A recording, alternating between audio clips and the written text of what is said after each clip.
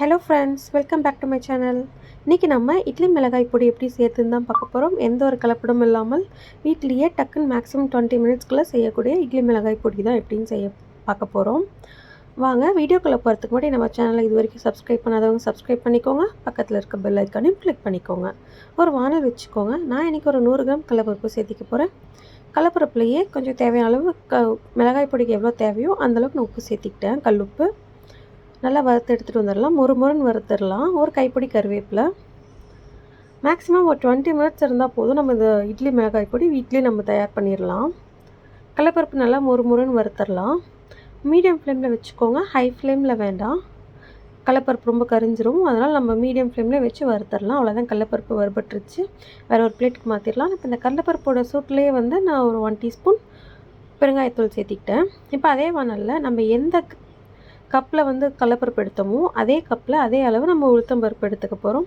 காரத்துக்கு தேவையான அளவு வரமிளகா. நீங்கள் வரமிளகா இல்லைனாலும் வரமிளகா தூள் இருந்தாலும் சேர்த்திக்கலாம். இப்போ இதையும் அதே மாதிரி நல்லா முறுமுறுன்னு உளுத்தம்பருப்பையும் வறுத்து எடுத்துகிட்டு வந்துடலாம். நல்லா முறுமுறுன்னு ஆகட்டும். நல்லா வறுபட்டுருச்சு. இதையும் இப்போ பிளேட்டுக்கு ஒரு மாற்றி விட்டு நல்லா ஆறிட்டும். எல்லாம் ஆறினதுக்கப்புறம் மிக்ஸி ஜாரில் போட்டு அரைச்சி எடுத்துகிட்டு வந்துடலாம். ஆறிடுச்சு. மிக்ஸி ஜாரில் ஆட் பண்ணி சேர்த்திடலாம். ரொம்ப பவுடராக அரைக்க வேணாம், கொஞ்சம் கொரகொரப்பாக இருந்தால் தான் நல்லாயிருக்கும். இட்லி பொடியை பொறுத்த வரைக்கும் ரொம்ப நைஸாக அரைக்கக்கூடாது, கொஞ்சம் கொரகொரப்பாக தான் அரைச்சிட்டு வரணும். வாங்க அரைச்சிட்டு வந்துடலாம். அரைச்சாச்சு. இப்போ பாருங்கள், இந்த ஸ்டேஜில் இருந்தால் போதும், ரொம்ப நைஸாக வேண்டாம். இந்த அளவுக்கு இருந்தாலே போதும், நல்லாயிருக்கும்.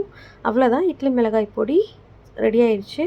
நீங்கள் தோசைக்கு இட்லிக்கு எல்லாத்துக்குமே சூப்பராக இருக்கும். நல்லெண்ணெய் ஊற்றி சாப்பிட்டிங்கன்னா செம்ம டேஸ்ட்டாக இருக்கும். பொடி தோசை போடலாம், இட்லி போடலாம், மினி இட்லியில் பொடி போட்டு நல்லா சாப்பிட்லாம். செம்மையாக இருக்கும். நீங்கள் ட்ரை பண்ணி பாருங்கள். ட்ரை பண்ணி பார்த்துட்டு எப்படி இருக்குன்னு மறக்காமல் கமெண்ட் பாக்ஸில் கமெண்ட் பண்ணுங்கள். இந்த வீடியோ உங்களுக்கு பிடிச்சிருந்ததுன்னா உங்கள் ஃப்ரெண்ட்ஸ் அண்ட் ஃபேமிலிக்கு ஷேர் பண்ணுங்கள். மறக்காமல் சப்ஸ்கிரைப் பண்ணுங்கள். இதே மாதிரி சூப்பரான ரெசிபியோடு மீண்டும் சந்திக்கிறேன். தேங்க்ஸ் ஃபார் வாட்சிங்.